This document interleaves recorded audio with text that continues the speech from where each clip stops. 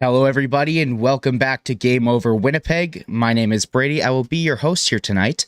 Apparently my video is not working. Let's get that sorted out. One moment. Uh-oh.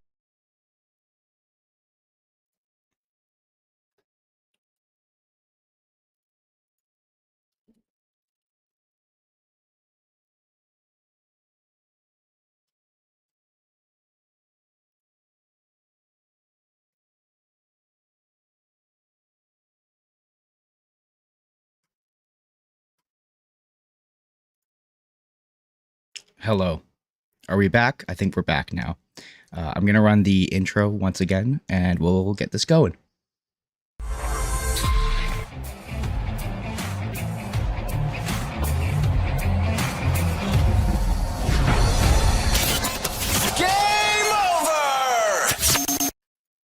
Hello, everybody, and welcome back to Game Over Winnipeg. My name is Brady. I will be your host tonight after a little bit of technical difficulties. I've never had that happen before where my camera just decided to not work. But anyways, guys, Winnipeg Jets win once again. They win 5-2 against the Arizona Coyotes. Little Jets 1.0 versus little Jets 2.0, you know? And hey, the Jets improved to 6 wins in their last 7. This team is good, folks. Before we get into all that, gotta pay our bills, of course. So we'll start this off with a little ad read. Hey guys, the NHL season is heating up and there's never been a better time to get in on the action. Whether you're looking to hammer an Austin Matthews anytime goal or ride the puck line with the Montreal Canadiens, our partners at Sign Up Expert want to make sure you're ready to sweat your bets with one of the best. Sign Up Expert is hooking up our listeners with one of the newest sports books available in Canada, Betano. Betano is home to some of the best odds when it comes to betting on the NHL, and offers unique markets including virtual soccer and basketball. All you have to do to get started is scan the QR code on your screen or click the link in the description to register and place that first bet. If you thought the Vancouver Canucks have been the best surprise of the season so far, wait until you try Betano. Don't walk, run to check out Betano today. Scan that QR code or hit the link in the description to get started and start sweating your bets with the best. Always remember, please do bet responsibly and within your means. Viewers must be 19 plus to sign up with Betano. And hey, that's an ad read. We can talk about this game and the Winnipeg Jets. As I said a couple episodes ago, will never lose a hockey game again. Of course, that is a little Shoresy reference joke, but I haven't been wrong yet. Have not been wrong yet. First off, gotta give a quick little big shout out to the Blue Bombers playing in the 110th Grey Cup tomorrow. I hope that we have plenty of Bomber fans here in the chat or with the in the audience, because it should be a fun game tomorrow. Maybe I'll talk a little bit about that later on, but we got more important things to talk about, like the Winnipeg Jets, who have improved now to 10-5-2 on the season. Again, 6 wins in their last 7. This team is rolling. And as far as tonight's game goes, a better game than the Sabres one, at least from the Jets side of things. Good to see Baby Yoda and Lucas here in chat with me again. Always love seeing the regulars. But yeah, like what a different style of game. Well, there were some similarities with yesterday in regards to it was a bit more of a boring game, I would say. But this was boring in the sense that the Jets made it boring in a good way. Like they, obviously getting out to, actually they didn't get out to a lead, but being able to come back and getting the lead after the Vlad Nemestikov goal, going up 2-1.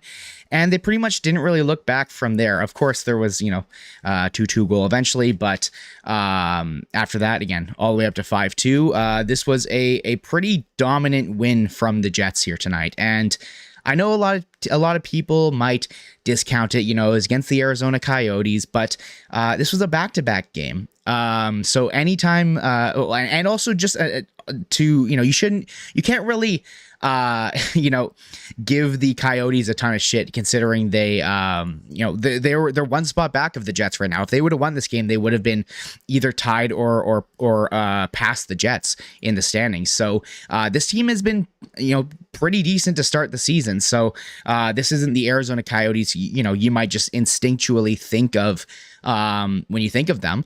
They have had a good start to the season. They've got a great goalie in Karel Vejmelka, and us Jets fans, I'm sure everyone here knows how much we dislike that guy, considering how many times he has put up like 45 save games against the Jets in the past.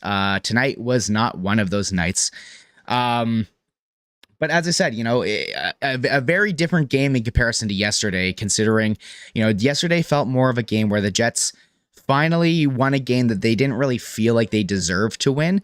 And so, coming in tonight, having done the game over yesterday, watching the game and everything, I had a couple things that I jotted down before the game. I want to make that clear, before the game. Just saying what needed to improve tonight on this game. So I'm going to go through those, one by one. Would love to hear what you guys are thinking in chat as well too. But the first thing that I wrote down was that the Jets need to get a better start today. Yesterday's game, the first 10 minutes of the game were pretty boring. I mean, the entire first period. Luckily, Buffalo didn't end up capitalizing on that all that much. But tonight, right off the hop, immediately you get a great shift from the third line starting. Josh Morrissey ends up making that beautiful little move at the blue line, dancing around. I think it was O'Brien, and making a beautiful pass to Niederreiter, kind of backdoor.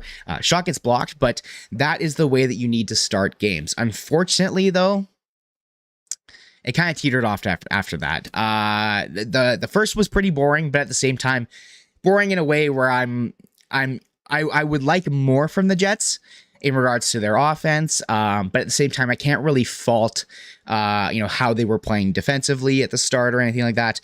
They weren't allowing ridiculous chances or anything like that. So the better start, we'll give them, a check mark, not an exceeding on that one, but definitely better, I would say. The second one, I'm going to skip that one. I'll put that near the end. The third one I have written down here is that the top two lines needed to win their matchups. Yesterday's game, the Jets' top two lines were not good whatsoever. I'll bring up the money puck really quickly here, but if I do remember correctly, here it is. So the top line of Iafallo, Scheifele, and Connor had only 18% of the expected goals, meaning they got heavily outchanced, both quality and quantity. And even worse for the Perfetti line, they were at 14%. Again, your top two lines have to be getting at very, very least in the vicinity of 50% in order to be, to have a successful team. And again, it was only one game yesterday, but that certainly was something that needed to improve today. And boy, did it ever. The story of the game here tonight, 100% is Mark Scheifele and Kyle Connor. Those guys took over this game tonight. Kyle Connor now sitting at top of the league, number one. He gets so overlooked by everyone else in regards to his offensive capabilities. Obviously, a guy like myself will have his gripes about defensive things, but we'll get to that eventually. But this guy scores goals, and he does it regularly. And you know what? There he is. This NHL, everyone watching, this is your leading scorer right now. This guy. Had to bring the little bobblehead into it. But tonight they really just took over. Obviously, Scheifele has kind of again, they were talking about it on the broadcast. I think it's good to chat about kind of the way his game has developed. I mean, obviously last year he had a career high in goals. I think he had 42 goals, and I want to say 26 assists. Not a lot of assists in his game last year. And this year, everything, with Scheifele has changed. It feels like with the departure of Blake Wheeler, he's kind of had to reinvent his game. In in order to fit on that top line, because Kyle Connor is the trigger man. I mean, obviously, Mark Scheifele can score goals. We all know that, especially considering he does end up getting the Jets' first goal of the game here tonight. With and again, like the way that this goal happens. While I do want to give a lot of credit to Scheifele because he made a beautiful move, brought the puck over to his backhand and made a great shot from in a dangerous area. This goal starts by the third line having a phenomenal shift. And one of the things, again, I praised this last game. Frankie Corrado on Twitter the other day was talking about it too. These guys, the Jets are very good at sustaining pressure in regards to cycling the puck. The one thing that third line that does so great is that even though they may not get all of the the points, all of the goals, but I think that they do a lot of the stuff that leads up to the Jets scoring, and that's what happened here on the first Jets goal, where it's a long. I want to say they were the Coyotes defensive players were on the ice for like a minute basically, where the Lowry line just goes out and continuously forechecks, bangs, crashes, gets the puck, holds the puck. A beautiful pass is made up from Nino Niederreiter, who's in the corner, passes it up to Brendan Dillon. Dillon goes across to Neil Pionk. And I don't remember which player it was who ends up making the change that brings Scheifele onto the ice, but that's a good change to make. Always good to have your forward switching out in the offensive zone rather than obviously coming from the defensive zone or on a back check or anything like that. And Scheifele's able to just come in, get a nice little handoff from Neil Pionk, make a nice little move into the center of the slot. It does get kind of poked at by the Coyotes defenseman, but he's able to corral it and just makes a beautiful backhand shot, and that was for the Jets to be able to tie the game up. Previously, the Coyotes opened the scoring up when I can't remember his first name, something with an M, Michelli. He ends up getting this pass backdoor from JJ Moser, and Dylan Sandberg ends up losing his man. And that's just like an easy goal for the Coyotes.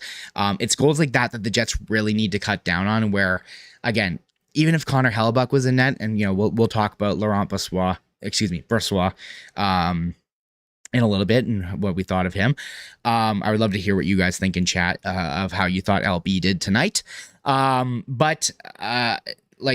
Again, these are the small little things that the Jets need to improve to really round out their game. Again, momentary lapses, they happen. It is what it is, but regardless, the Scheifele goal comes not long after. I'm pretty sure the Lowry line was the line that was put on to take the draw after the goal. So the Jets end up coming back, getting a quick answer to the Coyotes goal, and then they get rewarded for it again when Vlad Nemestikov does a beautiful forecheck just scores one of the luckiest, funniest, silliest little goals. What's the saying? If you're a goaltender, tend the net. Or tend the goal, I guess.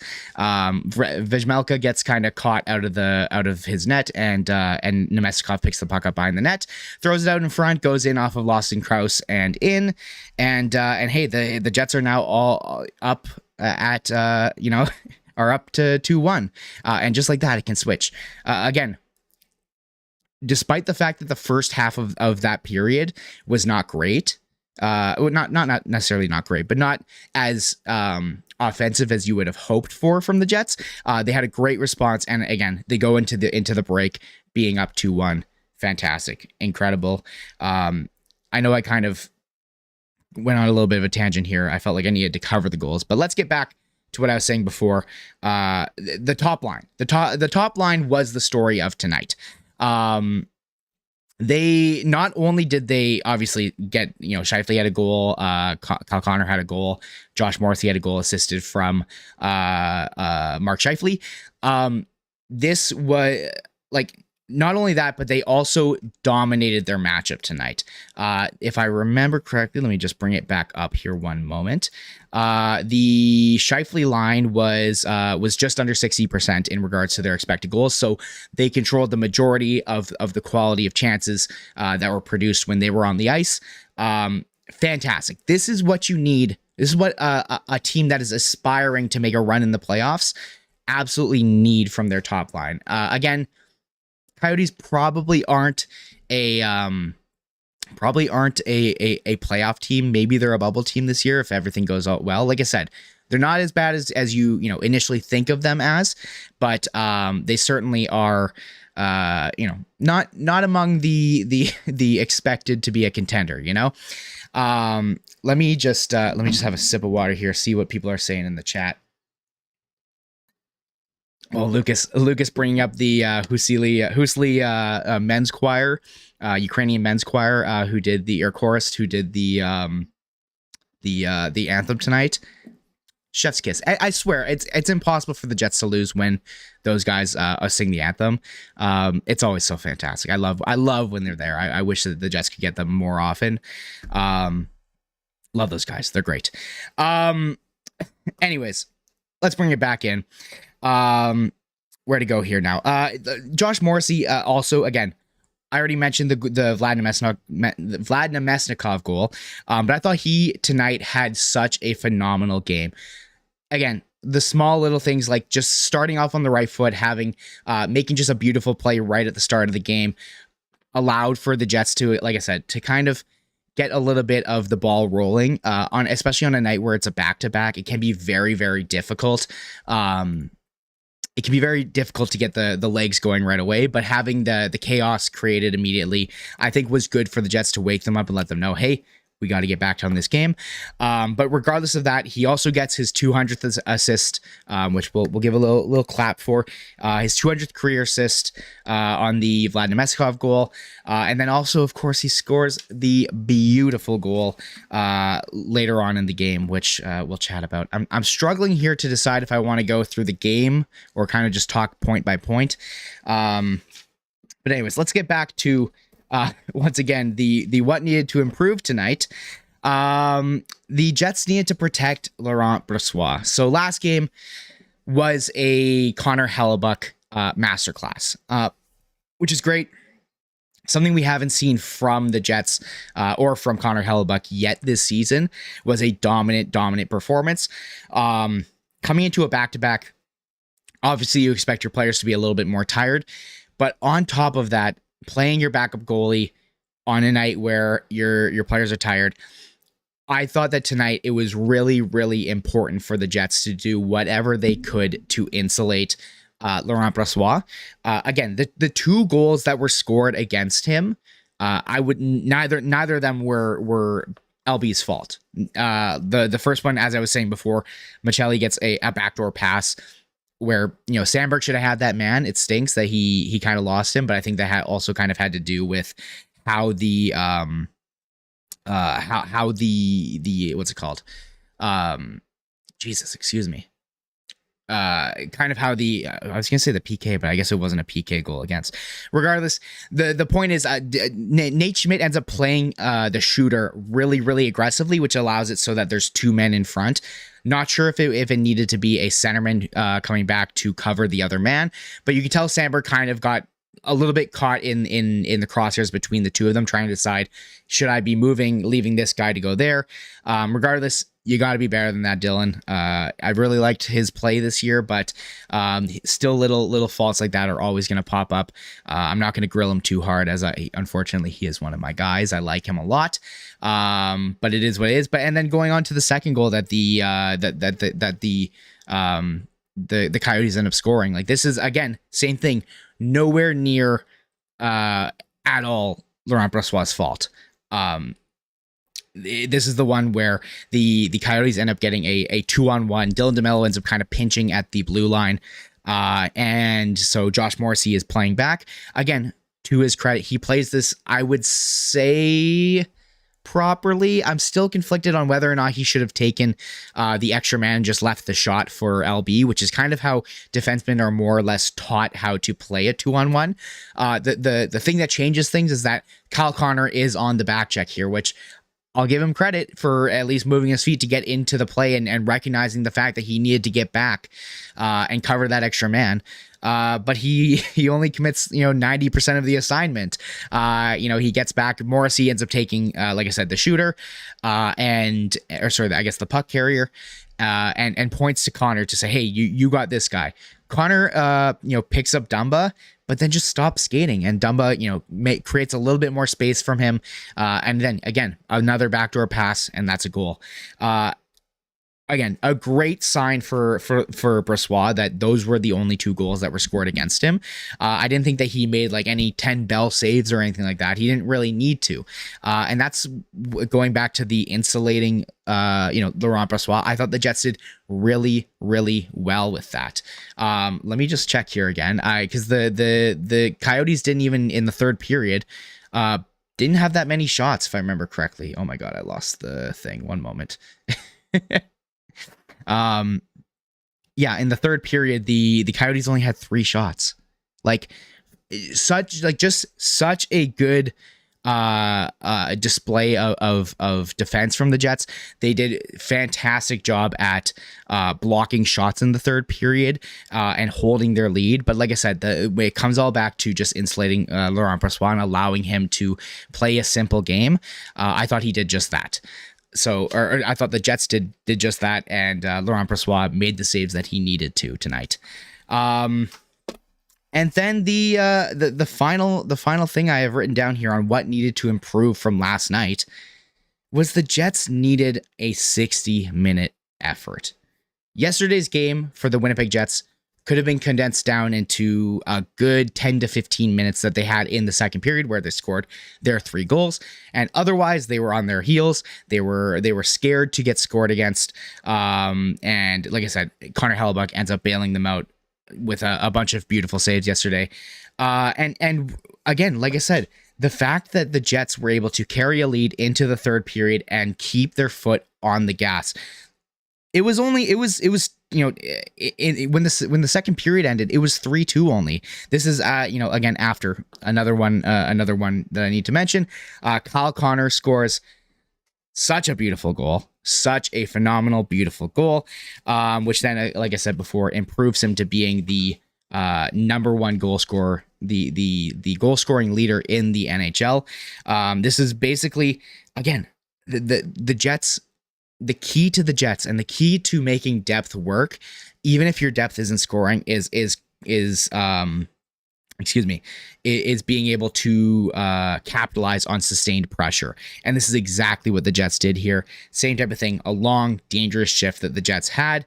Eventually, the Coyotes end up getting out of the zone. They make a nice little regroup in the neutral zone.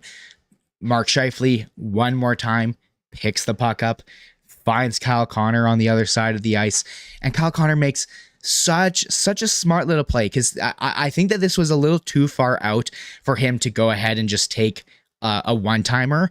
I don't think he would have been able to corral it properly and get the shot where he wanted it to go. What he does instead, though, is he stops the puck up because he knew he had the space. He ensures that he's able to get a solid shot on the net and catches Vejmelka while he's sliding to the left. Shoots back across him to Vejmelka's right, and again, just a goal scorer's goal. He knows exactly where to place that puck. This is why Kyle Connor is now the goal scoring leader in the NHL. Very, very happy for him. Very good. But again, another beautiful assist from Mark Scheifele. Fantastic. It's so good. So good. I'm truly so happy. But anyways, returning back to kind of just finish off what the second period kind of was. Again, the only thing that happened before the break was the fight between Brendan Dillon and Liam O'Brien. Liam O'Brien kind of got the best of Brendan Dillon, unfortunately, in regards to he was just kept giving him that left jab in the face, but it is what it is. Brendan Dillon elects to kind of go for the the side punches into his body. He couldn't really get a good clean shot to O'Brien's face, but it is what it is. But like I said, going back to the 60-minute the 60-minute effort, the third period was a masterclass in shutting a game down. There were I would love to see some sort of graph that would show basically all of the shots that the Coyotes attempted attempted in the third period, because so many of them were blocked. Like the fourth line did a great job at getting out there, and I think there was one shift where AJF made like 2 or 3 blocks, and then same thing with Morgan Barron. I thought they had a good game despite not getting a ton of ice time. I mean, and then you look at the expected goals, and it's not that great. But hey, I think they provided what the Jets needed in regards to just getting the puck out of their zone and playing well on the PK. Because the Jets didn't allow any power play goals against tonight, which was great. I mean, there wasn't a lot of penalties called, but I still think they need to work on the PK despite the fact they didn't get scored on tonight. I think they're having a little bit of trouble with their rotations where, let's say the puck is on the left side of the ice. They're kind of in their diamond formation. Let's just say Brendan Dillon is the guy who's right in front of the net. Puck gets moved over to the right side of the ice, and then he immediately starts playing that guy. Mason Appleton is supposed to then come in and take his spot. I think that is where they are losing a lot of their consistency on the PK and allowing a lot more holes. But tonight, like I said, was not that bad. I thought the PK did pretty good. As far as the power play goes, iffy. Again, Jets didn't really get that many power plays tonight, and they didn't score on any of them, that is. There was the one in the first period where, again, the Jets kind of felt like they went back to the staticky, anemic version of their first power play. The issue is they just kept passing it around the perimeter of the offensive zone. They didn't really create any chances. I think they're trying a little bit too hard to get that perfect shot. Whereas if you look at the second unit, like, they only got 45 seconds on that power play in the first period. And that's, excuse me. And they only got like one shot, and it was a Pionk shot from the point where he was just kind of throwing it on because they just didn't have anything else going for them. So again, a little frustrating. I still think that they'll figure it out considering the weapons that they do have on that power play. But yeah, anyways, the Jets did great in the third period. Like, going back to it, the goal by Josh Morrissey again was just a great both vision on his part in regards to jumping up in the rush, seeing the opportunity developing, and then Mark Scheifele again going back to his passing, just perfect. A perfect pass on the way in. The D-man, I think it was Kesselring, is I think how you pronounce it, was playing kind of a bit in between the both of them, and was definitely at least looking like he was taking the pass away a lot more. So Scheifele had the option to shoot this puck here, but I think it would have been a little too obvious, and Vejmelka gets kind of caught with it. I mean, he does try to get over once the puck does get passed through Kesselring's stick and skates, which again, such a good pass coming from the Blake Wheeler school of passing. That was perfect. Just threads the needle fantastically right between the stick and the skates. And it gets over to Josh Morrissey, and he doesn't miss those. He buries that one. Real easy for him. But again, just a great read on his part. Game keeps going on. Like I said, the Jets keep locking it down in front, and the Jets do it. Other than the Appleton empty net goal, which I don't think we got to talk about too much, the Jets shut this thing down.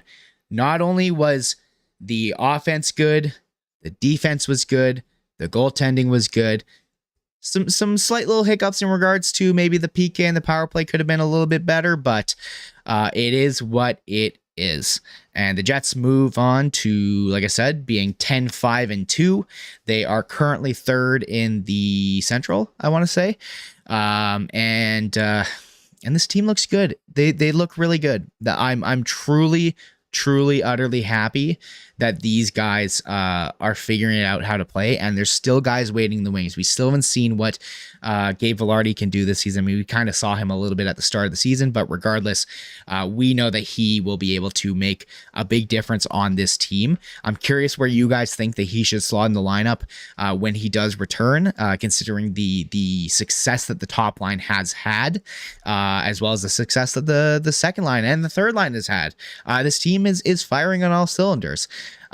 Superior CD says second in the Central. Thank you so much for correcting me there. I wanted to say second in the Central, but I was not confident. I didn't want to. I'd rather undershoot it than overshoot it. Yeah, the Jets are looking great. And like I said, they've still got guys waiting in the wings to come in. They've still got Gabe Vilardi coming in. Rasmus Kupari, of course, gets injured. They've got Ville Heinola, who we still haven't seen what he can do in the regular season, despite having a great training camp.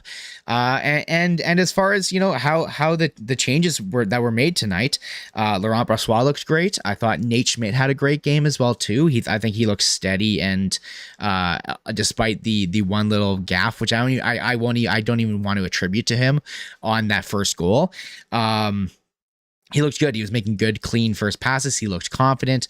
Really well done by Nate Schmidt. I think that I didn't really get to speak on Axel Jonsson-Fjallby drawing into the lineup last game, so I'll give him a little shot here. I thought, he's a fourth line guy. I didn't really notice him a ton last game. This game, I've only really noticed when he was using his speed to forecheck as well as get the puck into the opposing zones.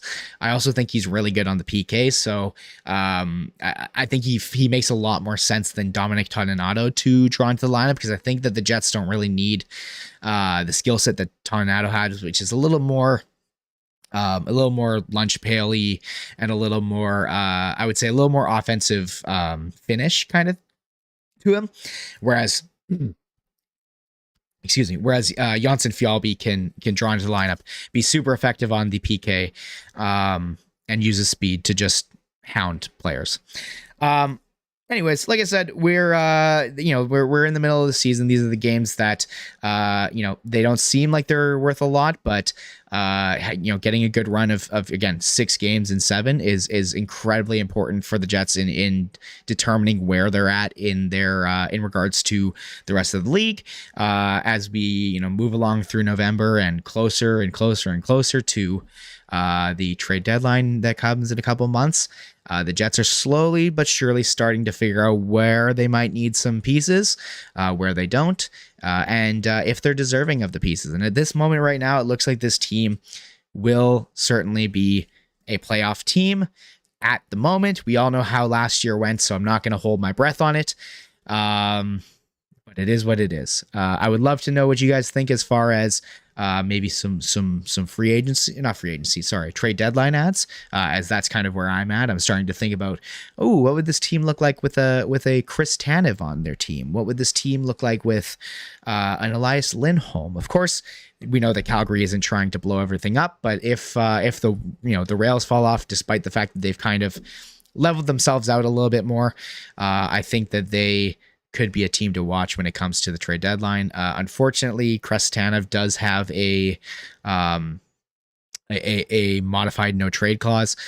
So that's one of the reasons why the Jets got to make sure that they're playing well. If they want to get a guy like that, a guy who can be an absolute minute muncher, defensive guy to play with Josh Morrissey on that top pairing, the Jets got to be good enough for him to say, hey, you know what? I'll go for a cup run in Winnipeg. Why not? It's not that much worse than Calgary in regards to climate. Lucas Trapp saying they should be targeting McDavid for a second live center. That's funny. But regardless here, I'll throw and ask if there's any questions in the chat. Seems a little bit quiet tonight. Saturday night national game when it is, the Jets versus the Coyotes might not be the most thrilling thing to do on your Saturday night, but hey, I enjoyed the night. It was a lot of fun. And so you know what?